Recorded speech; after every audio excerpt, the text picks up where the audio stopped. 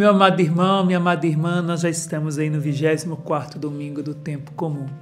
E hoje nós vamos ficar com o Evangelho de Marcos, capítulo 8, nos seus versículos de 27 a 35. Naquele tempo, Jesus partiu com seus discípulos para os povoados de Cesareia de Filipe. Certa vez eu expliquei sobre Cesareia de Filipe, então não vou me deter nisso de novo. No caminho perguntou aos discípulos: quem dizem os homens que eu sou? Eles responderam: alguns dizem que tu és João Batista, outros que és Elias, outros ainda que és um dos profetas. Então ele perguntou: e vós, quem dizeis que eu sou? Pedro respondeu: tu és o Messias. Jesus proibiu-lhe severamente de falar a alguém a seu respeito. Em seguida começou a ensiná-los, dizendo que o Filho do Homem devia sofrer muito, ser rejeitado pelos anciãos, pelos sumos sacerdotes e doutores da lei, devia ser morto e ressuscitar depois de 3 dias. Ele dizia isso abertamente. Então Pedro tomou Jesus à parte e começou a repreendê-lo. Jesus voltou-se, olhou para os discípulos e repreendeu a Pedro, dizendo: vai para longe de mim, Satanás. Tu não pensas como Deus, e sim como os homens. Então chamou a multidão com seus discípulos e disse: se alguém me quer seguir, renuncie a si mesmo. Tome a sua cruz e me siga, pois quem quiser salvar a sua vida vai perdê-la. E quem perder a sua vida por causa de mim e do Evangelho vai salvá-la. Nós poderíamos falar sobre muitas coisas desse Evangelho, sobre Cesareia de Filipe, sobre a pergunta de Jesus aos discípulos, sobre essa repreensão que Jesus faz a Simão Pedro, sobre pegar a sua cruz e seguir-me, mas enfim, hoje eu quero ficar com esse anúncio da paixão de Jesus. O versículo 31, quando diz que em seguida começou a ensiná-los, dizendo que o Filho do Homem devia sofrer muito, era preciso que os discípulos aprendessem qual era a missão de Jesus. Então Jesus, além das perguntas feitas, Jesus começa a falar da sua paixão. E é muito interessante porque é uma maneira de Jesus ensinar aos discípulos que aquilo que até agora eles estavam pensando dele não era assim. Mesmo quando Simão Pedro vai dizer tu és o Messias, Jesus quis revelar que tipo de Messias é esse que você está pensando que eu sou, Simão Pedro? O Messias como Davi, um rei libertador, um rei que vai vos tirar do Império Romano, vos tirar do domínio romano. Então Jesus começa a falar da sua paixão para ensinar para os discípulos, para que os discípulos realmente aprendessem qual era a missão de Jesus. Jesus afirma que o Filho do Homem, que é o Messias, como vai dizer lá em Marcos, quer ver se nós pegarmos Marcos 1, nós vamos ver assim, olha, início do Evangelho de Jesus Cristo, Filho de Deus. Ou seja, esse é o Messias. Jesus Cristo, Filho de Deus. Aquele que devia vir ao mundo, né? Então, o Filho do Homem, Jesus afirma que o Filho do Homem, o Messias, deve sofrer o caminho que escolheu livremente para nos salvar. Quando nós olhamos aqui, Jesus nesse ensinamento anunciando a sua paixão, Jesus quer dizer que ele como Messias, como Filho do Homem, deve sofrer o caminho que ele mesmo escolheu livremente para nos libertar e para nos salvar. Poderia ter escapado do sofrimento, Jesus? Poderia. Poderia ter escapado da morte? Poderia. Mas é justamente aí, no sofrimento e na morte, que nós precisávamos ser visitados. Quer ver se nós pegarmos a carta aos Hebreus, capítulo 4, versículo 15, nós vamos ver isso aqui, olha. De fato, não temos um sumo sacerdote incapaz de se compadecer de nossas fraquezas, pois ele mesmo foi provado em tudo, à nossa semelhança, sem, todavia, pecar. Então, ou seja, por que Jesus poderia ter escapado do sofrimento e da morte e não quis, escolheu livremente passar por esse caminho? Porque foi aí, era aí que ele precisava nos encontrar. no sofrimento e na morte, que é aquilo que são, as situações mais dolorosas e que nos roubam a vida, a esperança, a tranquilidade e até a fé, é no sofrimento e na própria morte. Então, quando nós olhamos para a carta aos Hebreus, ele é um sumo sacerdote capaz de ser provado em tudo. Por quê? Ser provado no sofrimento e na morte, a nossa semelhança. Sem tudo, claro, pecar. Então, é aí no sofrimento e na morte que nós precisávamos ser encontrados, visitados. Então, por isso que Jesus toma livremente o caminho do sofrimento e da morte para nos visitar nos nossos caminhos de sofrimento e de morte. Jesus experimenta os espinhos, porque é aí que nós precisávamos ser visitados, nos espinhos que ferem a nossa alma e o nosso coração. Só que a palavra de Deus vai dizer que Pedro ficou escandalizado diante desse fato do anúncio do sofrimento de Jesus. Pedro fica escandalizado ao ponto que vai dizer a palavra de Deus no versículo 32.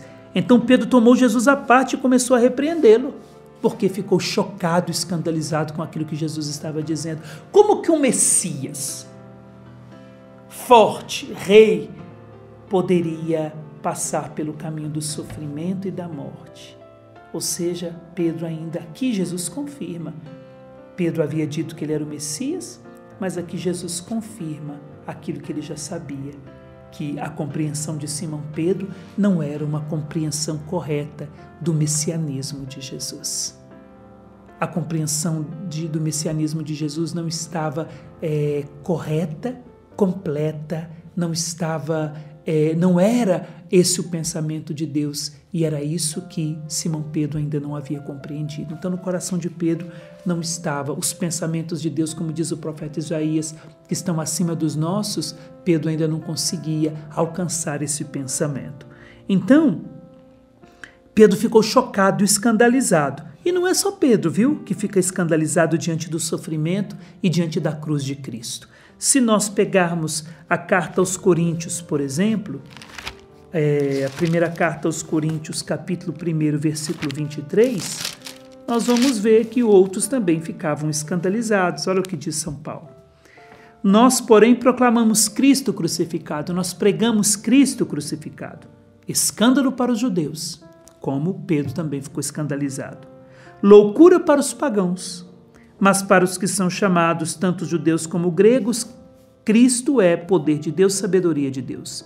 Pois o que é loucura de Deus é mais sábio do que os homens, e o que é fraqueza de Deus é mais forte que os homens.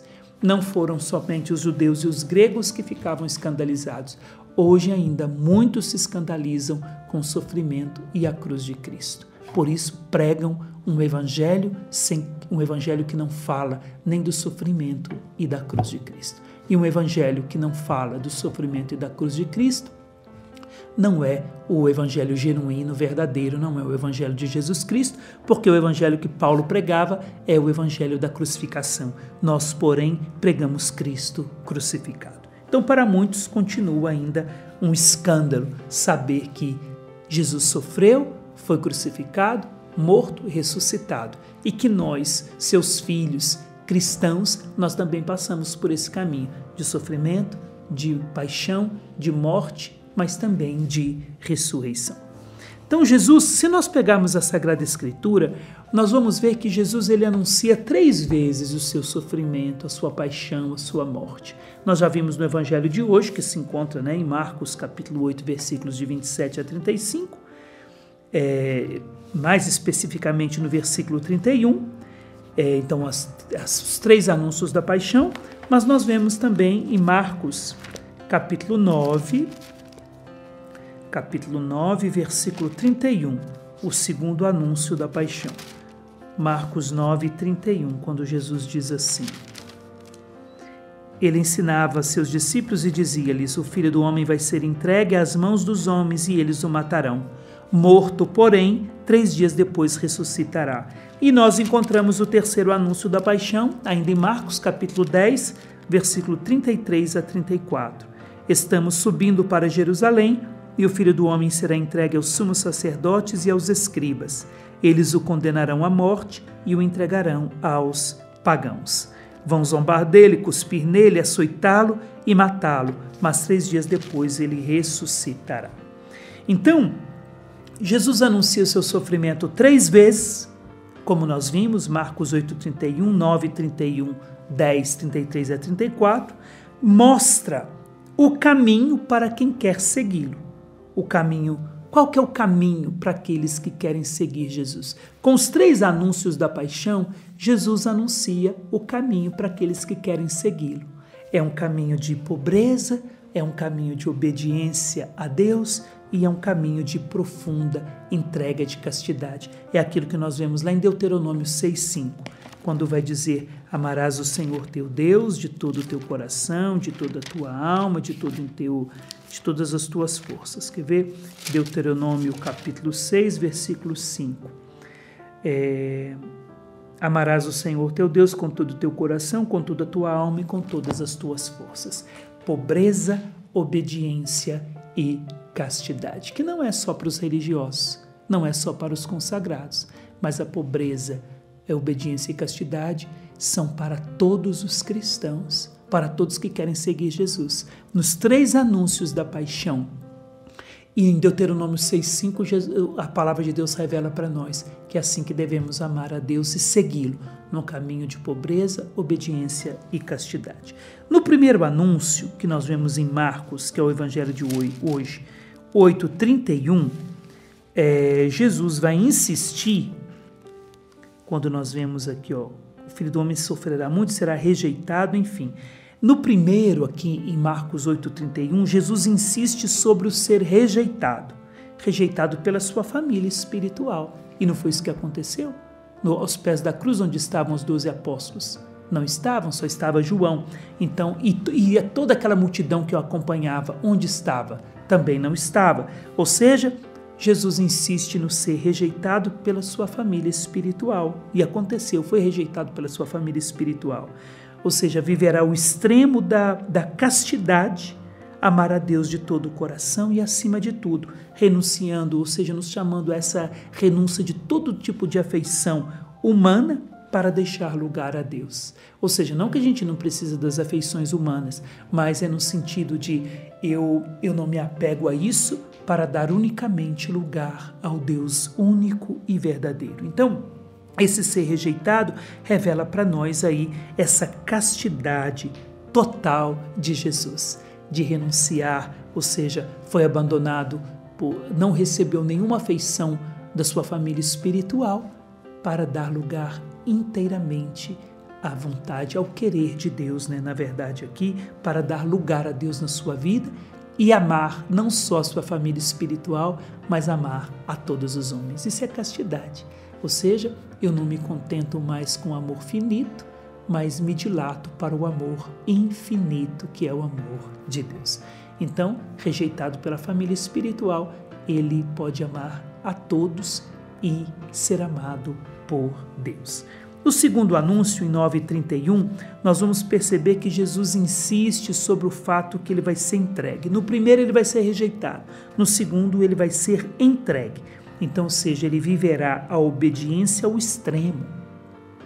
Nós já vimos que em Deuteronômio, amar a Deus de todo o coração, castidade. Aqui nós vamos ver, segundo o livro do Deuteronômio, amar a Deus de toda a sua alma, renunciar à própria vontade para entrar na vontade de Deus. O primeiro foi rejeitado, no segundo ele vai ser entregue ao querer de Deus. Quando ele se entrega para ser amarrado, vai dizer a palavra de Deus, né? Jesus foi amarrado. Quando Jesus se entrega para ser amarrado, ele sabia muito bem que ele não estava sendo entregue nas mãos dos homens, que por detrás dos homens estava alguém que governava todas as coisas, que era o seu Pai. Então ele sabia muito bem que nenhum homem poderia colocar a mão sobre ele. Mesmo sendo entregue nas mãos dos homens, ele estava sendo entregue à vontade de Deus. Então, é a obediência ao extremo.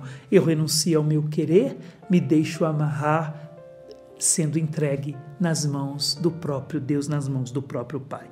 E se nós pegarmos Marcos 3, de 33 a 34, se nós pegarmos esses versículos de 33 a 34, nós vamos ver que Jesus insiste agora sobre o fato dele ser humilhado. Ou seja, é a pobreza de Jesus levada ao extremo. Nos chama a renunciar o orgulho para amar a Deus com todas as nossas forças, segundo Deuteronômio capítulo 6. Então, castidade de amar a Deus de todo o coração, de toda a alma, obediência e de todas as nossas forças, os nossos poderes, as nossas posses, aí a pobreza. Porque amar a Deus com todas as forças, no hebraico também poderia ser traduzido como com todas as nossas posses, com todo o nosso poder. Então, ou seja, a pobreza levada ao extremo, vai dizer São Paulo aos Filipenses, ele se tornou escravo, se rebaixou, se fez escravo de todos, né? Ou seja, simplesmente para viver aí a oferta, a pobreza total nas mãos de Deus. Então, nos chama a renunciar ao orgulho e amar a Deus com todas as nossas forças, com tudo aquilo que somos, com tudo aquilo que nós possuímos e temos. Portanto, Jesus, quando ele anuncia então a sua paixão para os seus discípulos 3 vezes, para dizer aos discípulos e ensiná-los pedagogicamente a subirem os degraus da oferta total à vontade de Deus. Então, quem sou eu para vocês? Eles respondem, agora Jesus. Era como se Jesus pudesse perguntar de novo, depois que eu anunciei 3 vezes a minha paixão, quem sou eu para vocês? Eu sou aquele que não teve medo de amar a todos, eu sou aquele que não teve medo de fazer a vontade do Pai, e eu sou aquele que não teve medo de se tornar escravo para tornar o homem, para divinizar o homem. Eu sou aquele que não teve medo de me tornar pobre para enriquecer o homem. Então nós vemos aí Jesus que ama a Deus de todo o coração para nos ensinar a amar a Deus e ao mesmo tempo nos possibilitar a receber esse amor e amar a todos com o amor que vem de Deus. Jesus nos ensina a renunciar à nossa vontade para fazer unicamente a de Deus e sermos felizes no querer de Deus. Jesus nos ensina a viver a pobreza quando ele se tornou pobre para nos enriquecer. Somos enriquecidos da vida de Deus e na nossa pobreza devemos também enriquecer os outros. Foi o que o jovem rico não conseguiu viver. Saiu triste porque tinha muitos bens e lhe faltava um único bem, a própria riqueza de Deus. Então que nesse domingo nós aprendamos com o sofrimento de Jesus. Ele que foi, diz a palavra, né? Ele que foi rejeitado, ele que foi entregue e ele que foi humilhado. Não tenhamos medo na nossa vida de sermos rejeitados por causa do Evangelho, não tenhamos medo de sermos humilhados por causa do Evangelho, não tenhamos medo também de ser, como vai dizer, de sermos entregues, como também foram os apóstolos por causa do Evangelho. Então, quem sou eu para você? Está perguntando Jesus. Eu sou aquele que não teve medo de renunciar a mim mesmo para viver a vontade do meu Pai. Se você quiser me conhecer, vai ser preciso caminhar no meu seguimento, subindo os degraus da castidade, da pobreza e da obediência em todos os sentidos da sua vida. Que o Senhor lhe abençoe. Ele que é Pai e Filho e Espírito Santo.